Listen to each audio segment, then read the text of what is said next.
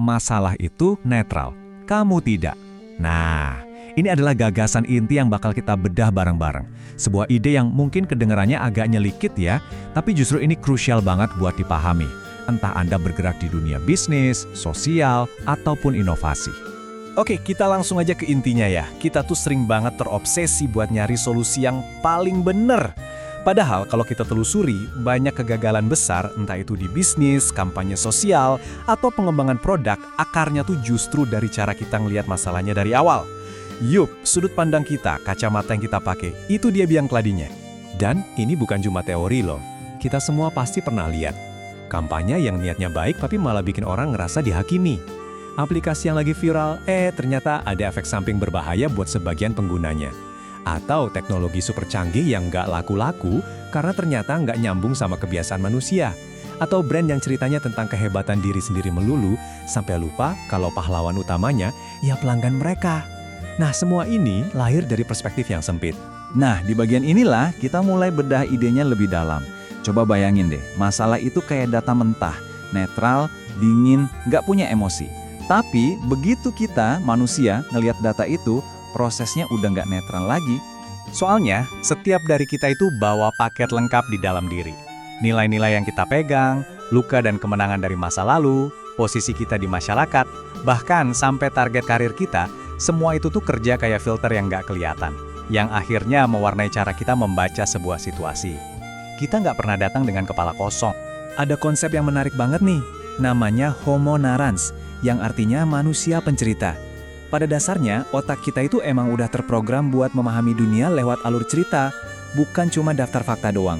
Kenapa? Karena cerita itu ngasih makna, konteks, dan emosi yang nggak dimiliki data mentah.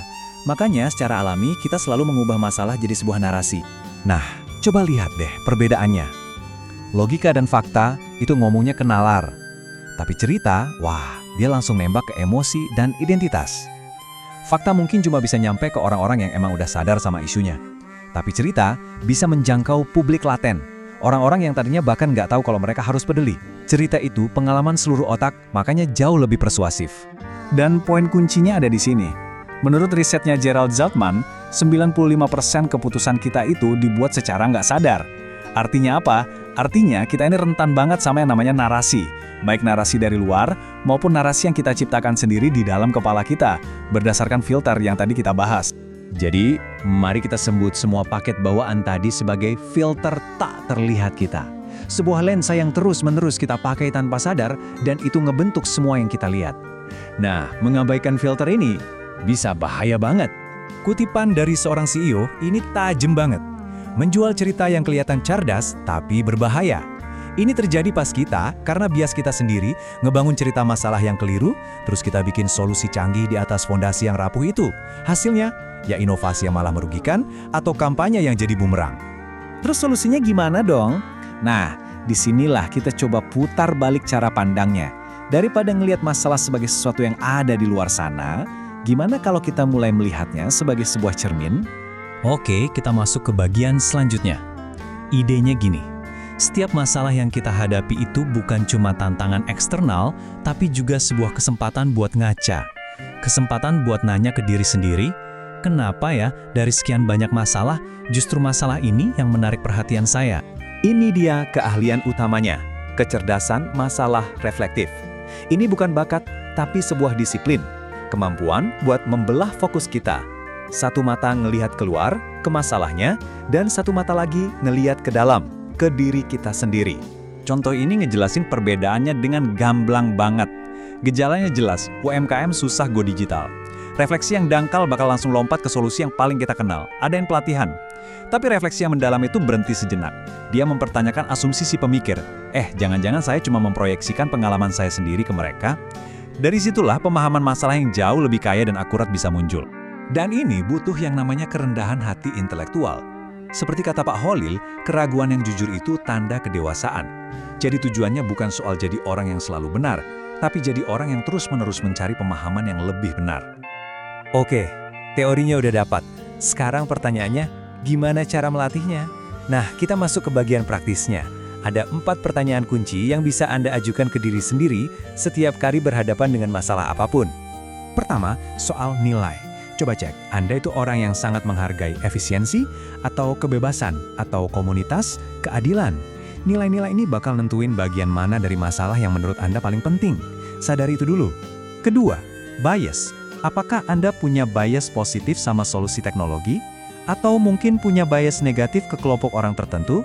Apakah Anda cenderung nyari data yang cuma mendukung keyakinan Anda aja? Nah, pertanyaan ini buat menantang blind spot Anda. Ketiga, ini pertanyaan etis. Setiap cara kita membingkai masalah, sadar atau enggak, itu akan menciptakan pemenang dan pecundang. Jadi tanyakan, siapa yang bakal diberdayakan oleh perspektif Anda? Dan yang lebih penting lagi, siapa yang mungkin jadi terpinggirkan atau bahkan dirugikan? Dan yang terakhir, ini tes empati pamungkas. Coba deh pindah posisi, pakai sepatu mereka. Apakah narasi masalah yang Anda bangun ini masih masuk akal dari sudut pandang mereka? Ini cara paling ampuh buat ngecek perspektif kita. Jadi, poin krusialnya adalah keempat pertanyaan ini bukan buat nyari satu jawaban yang sempurna dan objektif. Itu mustahil. Tujuan utamanya adalah untuk melatih otot kesadaran kita. Proses bertanyanya itu sendiri adalah tujuannya. Dengan melatih ini terus-menerus, kita bergeser dari seorang pemecah masalah yang lantang, yang paling cepat ngasih jawaban, menjadi pemecah masalah yang sadar, yang justru berani ngajuin pertanyaan-pertanyaan sulit, terutama ke diri sendiri. Dan jangan salah ya, ini bukan sekedar latihan filosofis. Seperti yang ditekankan oleh seorang pencari bakat, kemampuan refleksi diri ini justru jadi penanda kedewasaan profesional yang paling dicari di dunia kerja sekarang. Pada akhirnya, ini dia intisarinya. Penguasaan masalah itu dimulai dari penguasaan diri. Sebelum kita mencoba meyakinkan seluruh dunia tentang sebuah masalah, kita harus jujur dulu sama diri sendiri tentang bagaimana kita sampai pada pemahaman itu. Jadi sebagai penutup, saya mau tinggalkan Anda dengan pertanyaan ini. Coba pikirkan, satu masalah yang lagi ada di benak Anda sekarang, entah di kerjaan, di komunitas, atau di hidup pribadi Anda. Kalau masalah itu adalah sebuah cermin, apa yang sedang ia tunjukkan tentang diri Anda?